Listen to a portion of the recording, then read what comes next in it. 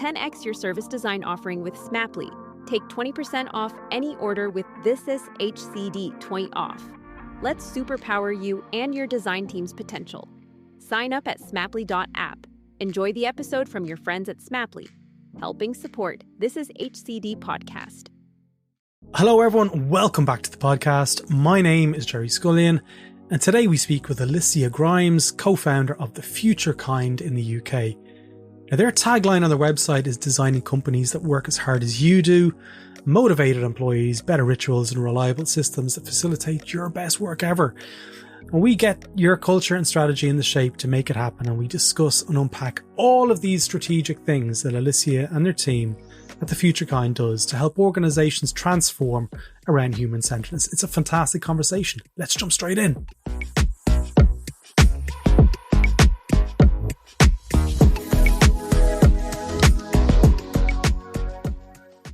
Alicia, I'm delighted to have you here on the podcast. We have been chatting back and forth for the last couple of months in the lead up to this podcast. So let's kick off. Let's tell us a little bit about yourself, where you're from and what you do. Thanks, Gerry. It's great to be here. This is very exciting. So I'm Alicia Grimes. I'm co-founder of The Future Kind, and we are a culture consultancy that designs company operating systems to effectively make sure that startups, scale-ups and organizations are putting their culture and strategy into practice, whether that's through rituals, behaviors, organizational structures, everything that can enable a bit of smooth scaling as you grow your company. So, wow. Yeah. So that is what you would probably call your value proposition, is what you do. Yeah, just pitched there, didn't I? That was a pitch. But what would you do on a day-to-day basis? What does an engagement look like for The Future Kind? Because when I'm on your website, and I've been on your website a couple of times in the last couple of weeks, you do lots of different things. And I'd love to know what kind of problems you help organizations solve, and how do you go about doing that? Yeah. So I guess to speak to that problem we solve, we spend over 90,000 hours of our lives at work. Yeah. And that's a lot of hours. And, you know, we are so focused on designing in our companies great products, great services, but we often neglect to think about how do we design experiences for the people who are designing those products and services? Because ultimately, we should be designing better companies so that we can design better products and services. And we saw this as a problem, as a need from working within startups and scale-ups with big organizations on their digital transformation journeys. And we said, how can we put the same effort, focus into designing our people experiences so that ultimately we can ensure that our companies can thrive, that our products are great, that our customer experiences are phenomenal, but also that our people who deliver our culture and strategy can actually thrive as well. So in order to do that, we engage with companies in a number of ways because we need to meet them where they're at. And we use something that we call the company operating system, because culture is a word that's thrown around a lot in terms of what it means, what it looks like. Some people think pizza parties, beers on a Friday, but actually we need to put something more concrete around that. And when we talk about culture, it's about understanding what is the problem or challenge you have within your organization, and which part of your culture or your company operating system do we need to look at and sort of put a bit of work into. So that could be working with an organization to really refine a bit more their strategy. What does that look like? How do we get really clear on that and what the metrics of success are? Or do we need to work with a team on defining roles and responsibilities, your org structure, your accountability chart? Or is it actually about defining those rituals, like how you do things around here? So actually, have you got meeting overload? How can we help you communicate better, collaborate better? Effectively unlocking different components within that company operating system so that your team can show up and do their best work and ultimately then design those products and services. Yeah. There's lots of things that you just said there that I've got questions for her. We're in the operating system and the company operating system. I love when you when you say that on your website, I was like, actually, this is a nice way of framing it. But let's take it from a perspective of, say, you've got an institution or an organization or a government that has been in existence for, in some cases, hundreds of years. They've formed their own ways of working. They've got their own internal politics, their own cultures, their own subcultures. Where do you start if you're leading that organization and you know that there's toxicity and there's dysfunction happening about how they actually achieve their goals? That's probably a scenario that's very common for someone like you. Where do you even get started? Yeah. Well, it's one of the reasons that in terms of the teams we work with and what that looks like, typically they are in that startup to scale up space. So we're actually codifying what they've created in sort of recent times, and they're on that journey of taking it from what's a nice feeling into something that's more structured. But we do work with bigger organizations as well. And I think, like you say, there are subcultures in there. There is sort of legacy in there of how things are done and what that looks like. And I think the first question is, why is this change happening? Sort of what's causing this change to happen? Why are we part of these discussions? And what is it, the type of company you're now trying to be? Like, what is that vision of the company you want to be? Because ultimately, this is where we do get brought in, because companies are suddenly going, because a lot's changing in the world right now. Oh, we've been this for about 20 to 25 years. But if we want to survive, we need to be this. And therefore, our strategy needs to look this way. But how do we make sure that we get our people around it and that they can deliver and work in the same way? Because it's currently not working. And ultimately, we need to shift that quite significantly. I think you have to start with that diagnostic. So as any designer would, it's like diving in there and doing kind of a real discovery piece of what does this look like? Because often people can come to us and say, we've got a performance problem. And we're like, well, performance isn't the problem. Like, actually, what's the root cause here and what's actually sitting behind that? And really delving into that, is it performance, or is it that people aren't clear on their roles and responsibilities, or they have no idea what your strategy is?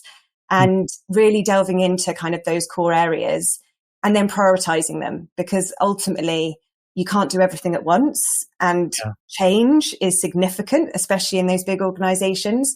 But what is the most pressing element within that, and how is that going to enable you, once we unlock that, to deliver on this new strategy and this new way of working? But finding that key component, first of all, like you would in any design process, is really core to what we do, to break it down and get started, and to build that trust as well. Because ultimately, if you come in as an external person and say we're doing culture change, there's already a lot of, are we doing this maybe again? And that sort of stuff. Is culture change, you mentioned there that there can be an ick factor to, culture change. What is that? Like, is that a new yogurt? What I want to understand a little bit more is, have you framed it in other ways that might have had less of an ick factor? Like, what are the other ways that you've seen that might increase the interaction or the quality of the initial feeling of when you walk into the building? Yeah. So I think it depends who we're speaking to, right? But a lot of the time, culture is not associated with the bottom line. And that is we often talk about culture as a feeling and what that looks like. And I know that you have to bring this conversation to really speak to those business metrics and also those outcomes, right?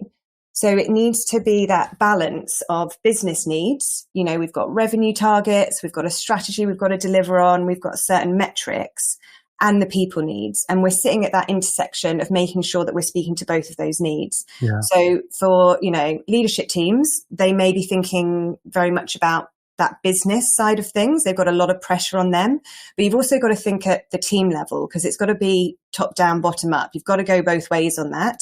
And the team will be feeling those pressures. They'll be feeling the stress.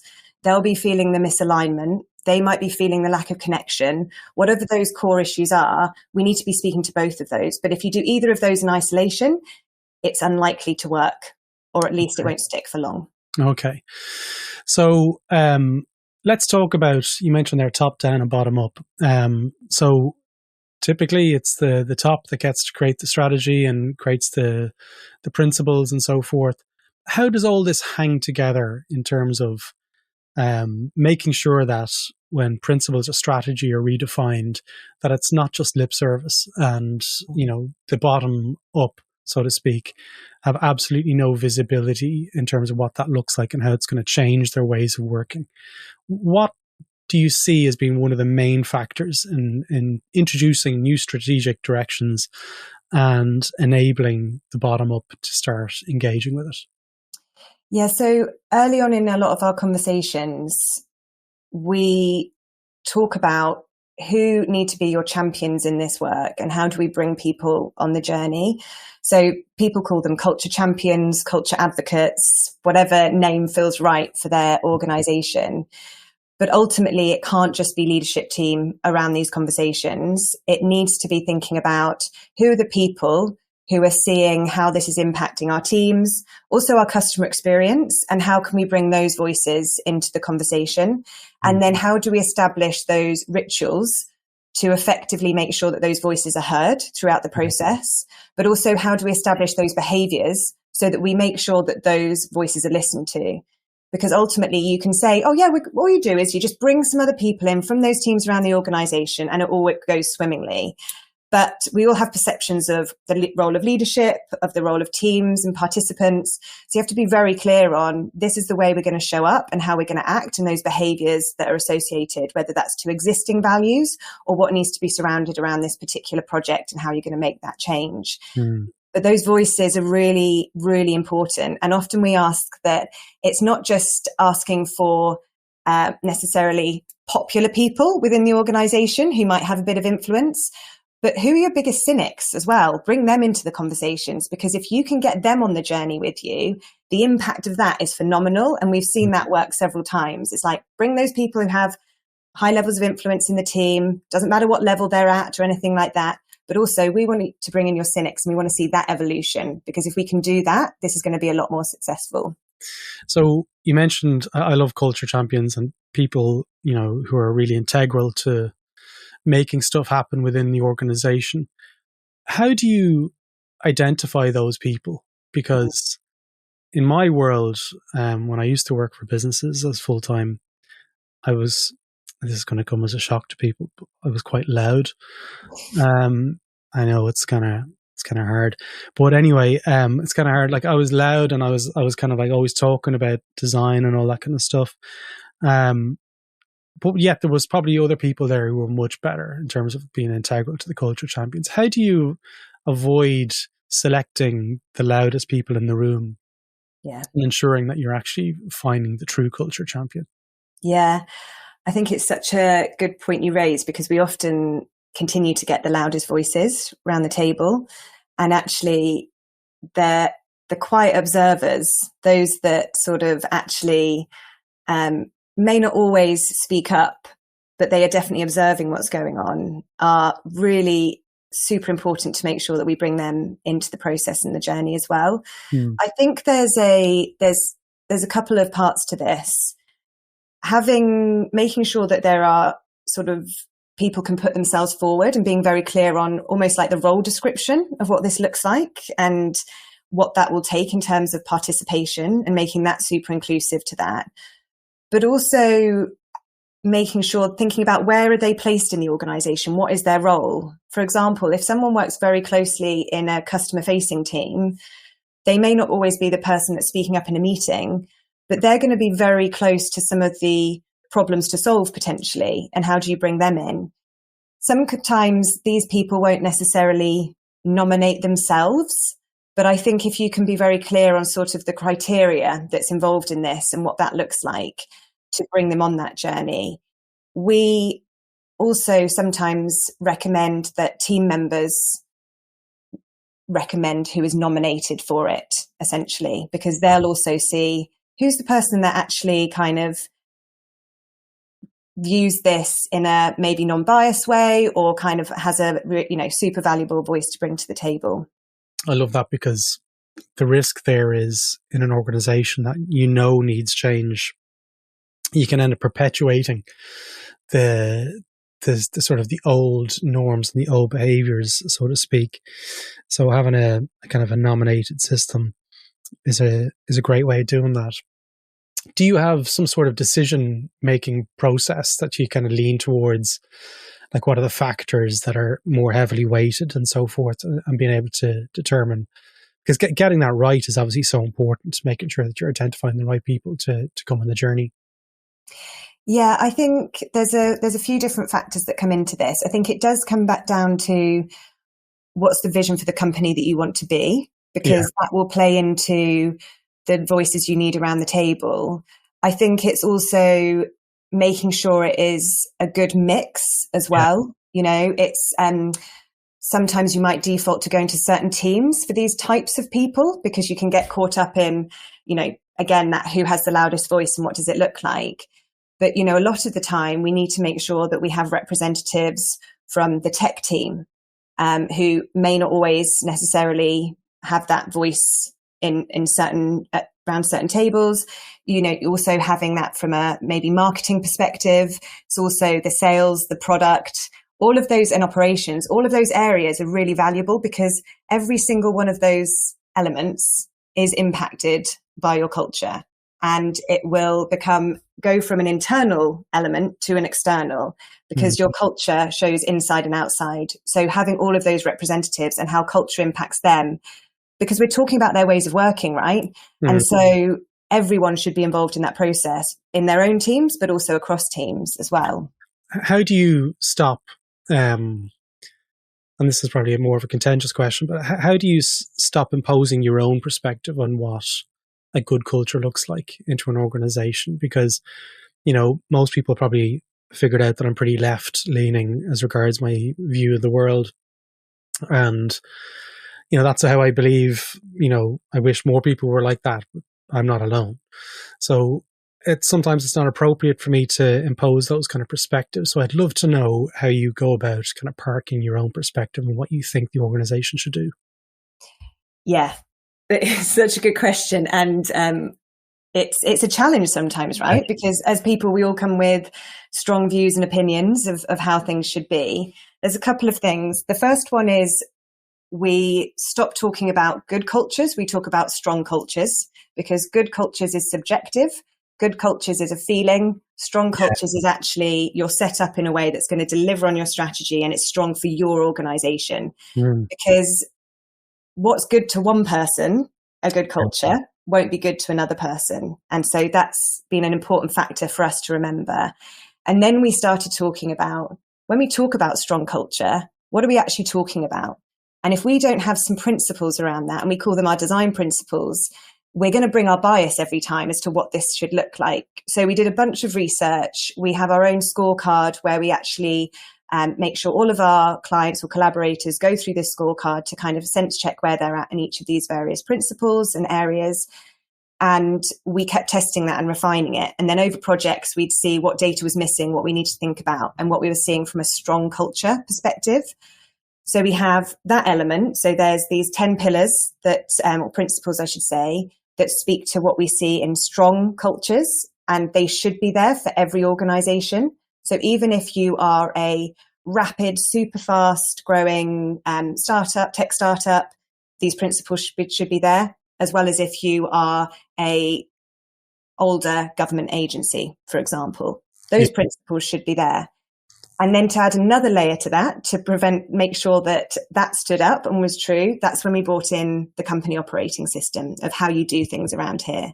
Yeah. So and that's almost like our blueprint for designing these strong cultures. So you've got your principles and your blueprint to help us stay true and our clients stay true, and then also to measure it, because culture can be seen as fluffy, as not very tangible. It's like, oh, you do offsites and Christmas parties. And actually, we do offsites.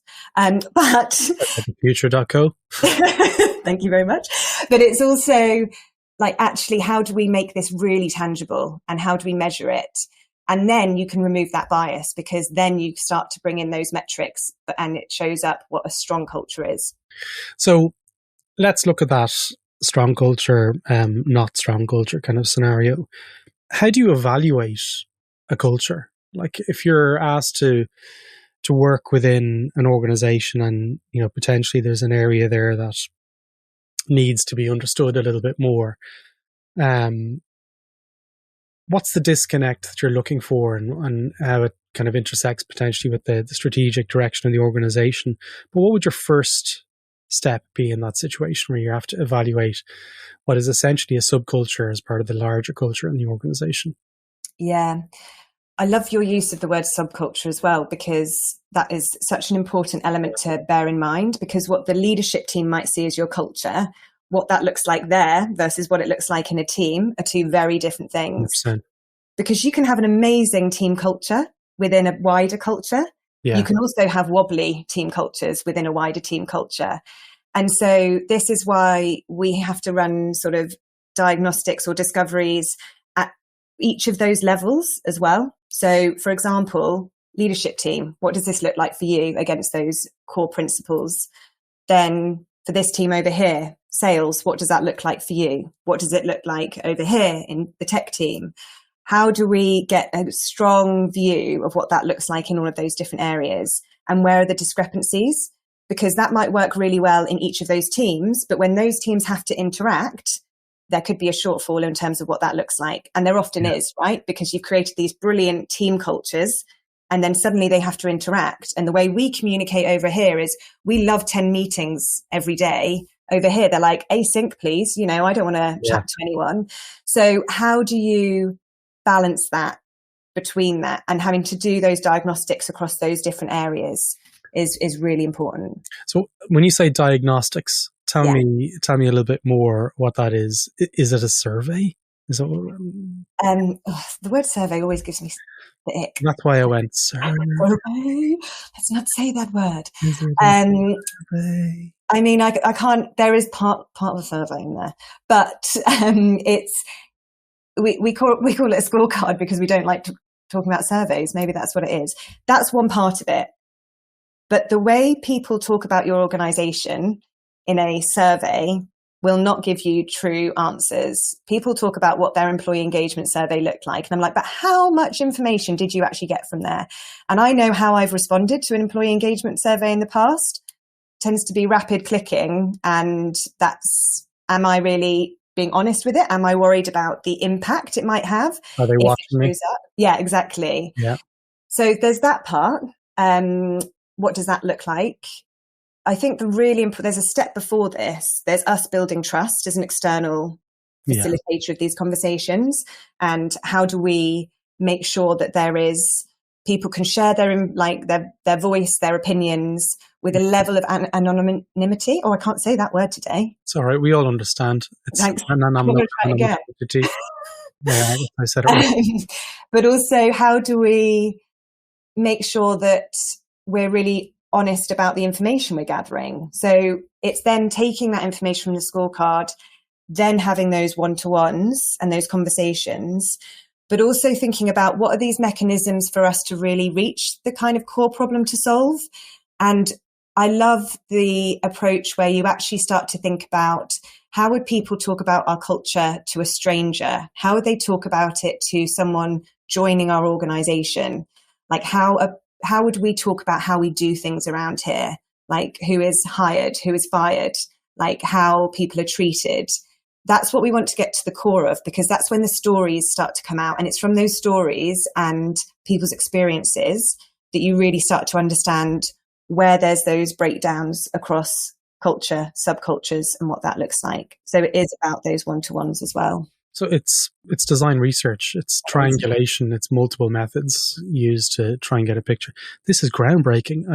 Everyone listened to this. Wow, groundbreaking! Who knew? Who knew you don't do a survey? Just on that, some people were like, well, "What's wrong with a survey?"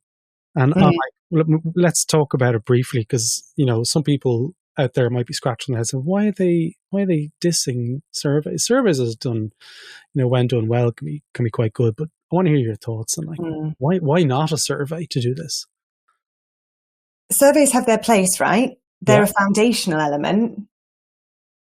But if I think about all the times, if I, in a design project, had only focused on the survey data and how wrong I would have focused on the wrong problem for the wrong amount of time for far too long. Yeah. That for me is the stuff that it means that surveys are a foundational element of where I can potentially dig deeper, but they are not all the information, because of what happens in terms of how people answer surveys, how surveys are set out. Like there's a whole user experience in surveys themselves, right? So I think if you're great at designing a really awesome survey that's super engaging, that kind of gets the right answers to a certain level, that's great. But you can't, well, you may be able to, and if anyone's done this, would love to hear from you. Where are those stories in between? Where are those human behaviors that a survey just won't get? That's my experience. But what about you? Where's your... I mean, it's the same. I always liken a survey to being like a flashlight in a cave to really identify where to go to next. And that cave has to be very dark, by the way, in order to rely on a survey alone. But it's mixed methods. It's lots of different stuff that I'm working congruently, because in isolation it'll only give you a snapshot. And I remember, just on a really kind of side point, years ago I used to work at MySpace way back in Australia, and I loved it. It was still one of my favorite places to ever work. But I do remember conversations around, like, how we could interpret user behavior and how we could slice that data, for kind of marketing reasons and stuff like that. And I was just like, oh, I see it completely different. And then everyone else, the data scientists would be like, oh, we see it this way. And also we can reshape it to be this way. And I'm like, wow. Okay. So suddenly that was a really eye-opening moment for me, where in terms of that data that you capture from a survey isn't even a whisper. It's just a skeleton to the problem. You've no understanding of what else is going on. So that's, hopefully we've covered that off for you there, cynical person about surveys, walking along with your dog. Yeah, that's right. We're talking to you. I'm only joking. So we've covered off some of the aspects there and how you approach those kind of dysfunctional subcultures within an organization. How do you track the behaviors? So I've definitely experienced this firsthand.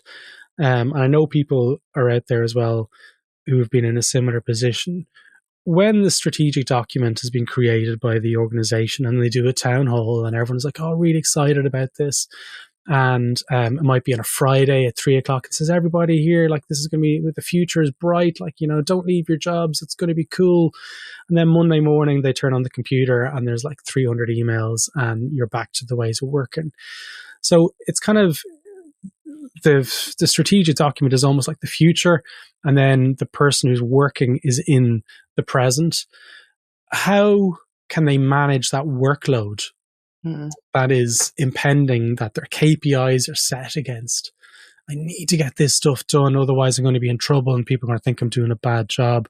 But yet it's competing against this future strategic document, that vision that the CEO has painted the picture. How do you, as a practitioner in that world, contest that? Yeah. In 50 words or less, Alicia. Yeah. Me joking. Thanks for this easy question. The first thing around that strategy piece is that strategy can often be created in isolation. Yeah. With that person who is in that team over there, maybe working remotely, doesn't have any input to it. And that's the first challenge and problem. There is such a lack of feedback loops in a lot of organizations. And that needs to be a core part of what that strategy looks like. And often an announcement, a town hall, for example, will be like, this is our strategy. And it's like, that's it, and everyone's got to deliver on it. And that first part of having that strong culture is thinking about, how does that strategy then sit across the organization? Who is accountable for what as well? A lot of the time we talk about accountability and the lack of accountability, because this big strategy has been announced at this level.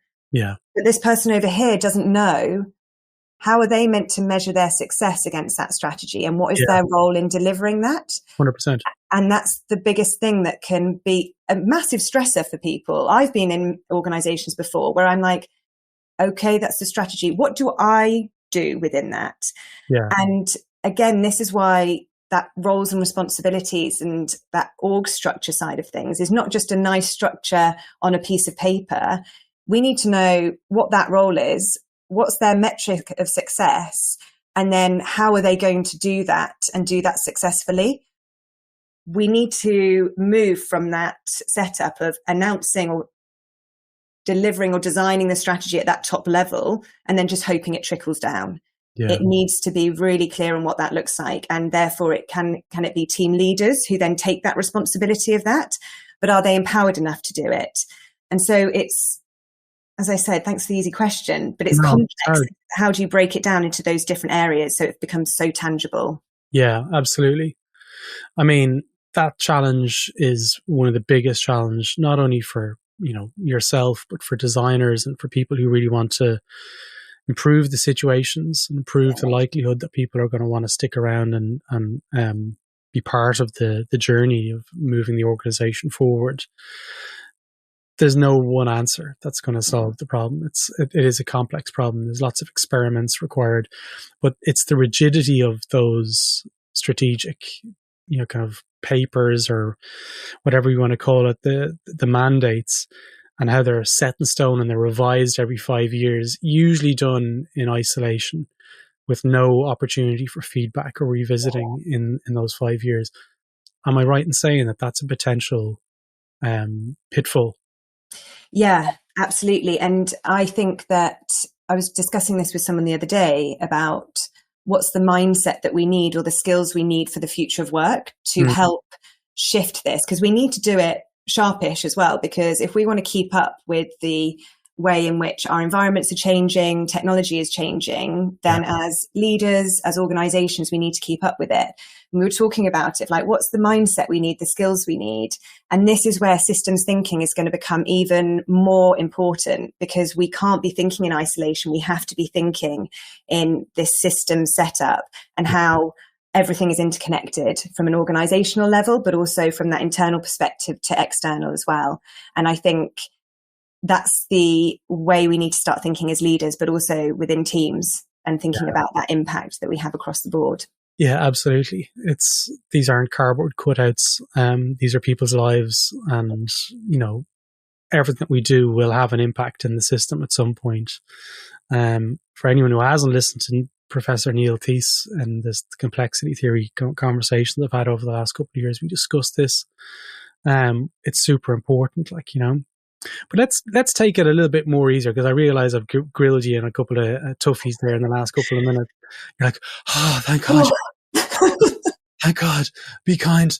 How did you get into this? Because I know when I was, snooping around your LinkedIn there in the last couple of days, you did this a service design zone with our good friend Mark Stickthorne and Marcus and Adam Lawrence. Yeah. What's your background, and why did you move into this world? I guess you could call it employee experience if you want. But tell us about your journey to this point. Yeah. Because it's inspiring, by the way. It is. I found it very inspiring being on your website and reading about you and stuff. Thank you. For me, it has been an interesting journey in terms of, and I won't take you right back through my CV, no one needs that. Mm-hmm. But for me, the process was, I've always been so interested in human behavior. Doesn't explain necessarily why I did an art degree, but it started with an art degree. And I think it was this kind of creative thinking. That's just how my brain worked. But the journey that then took is I started off in more of a sort of marketing role and was very much focused on that customer experience. And then I worked at Design Council, was marketing there, and then everything started to slot into place in terms of, I know why I'm so interested in human behavior. And this, way of thinking, the double diamond, all of that, this makes sense to me. My brain was clicking. I was like, great. And I was like, okay, marketing was fine, but I think I want to delve deeper into this customer experience and what does that look like?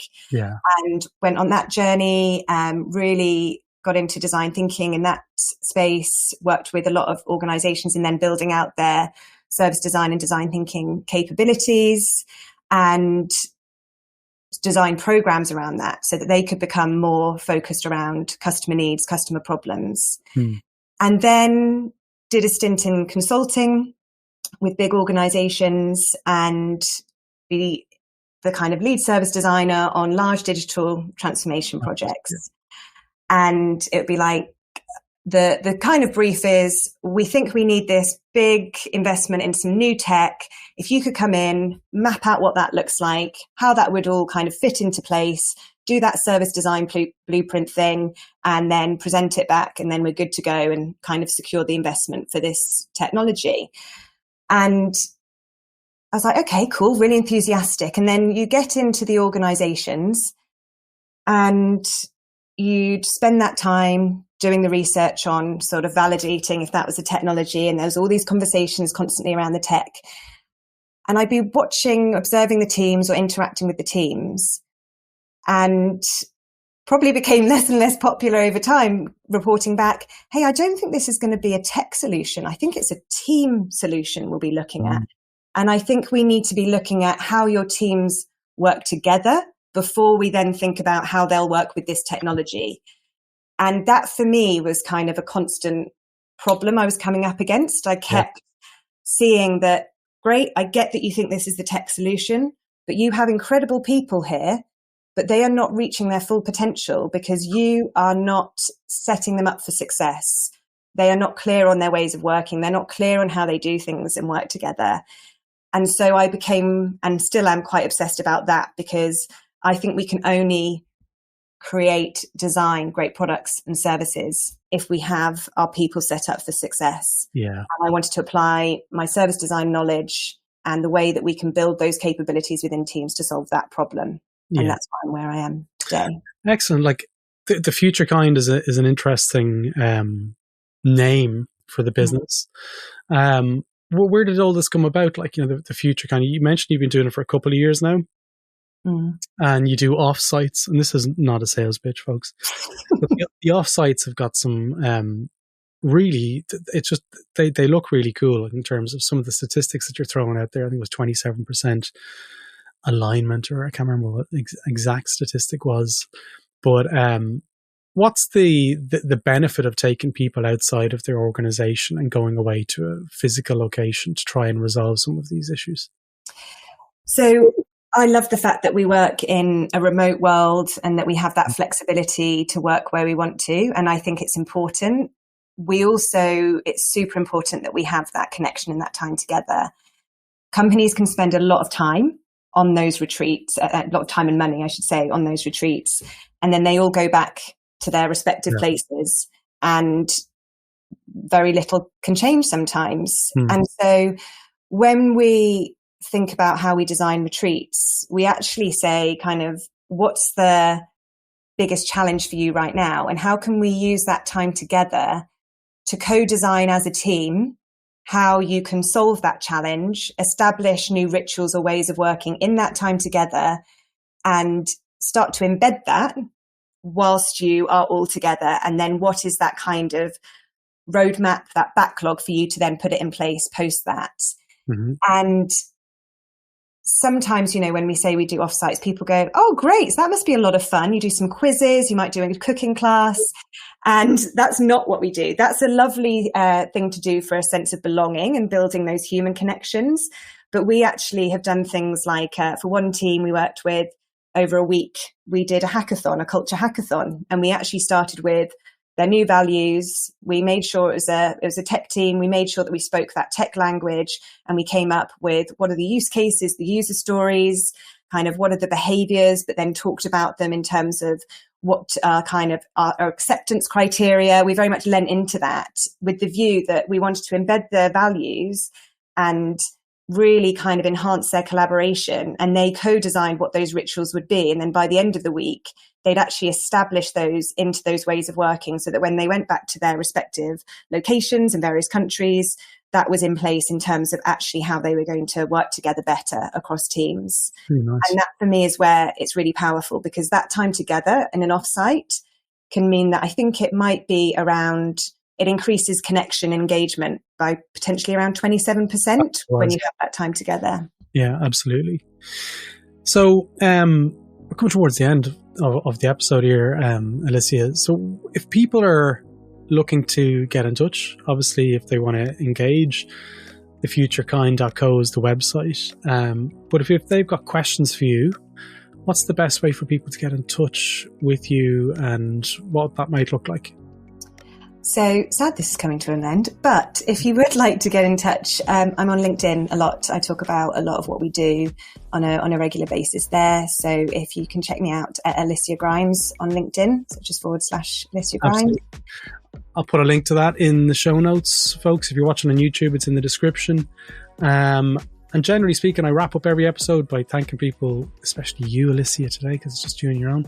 It is kind of, hard to be put on the spot and asked, questions left and right.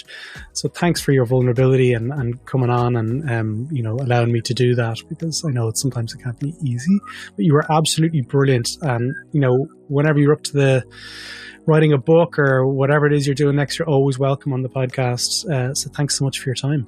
Thanks, Gerry. I've really enjoyed it.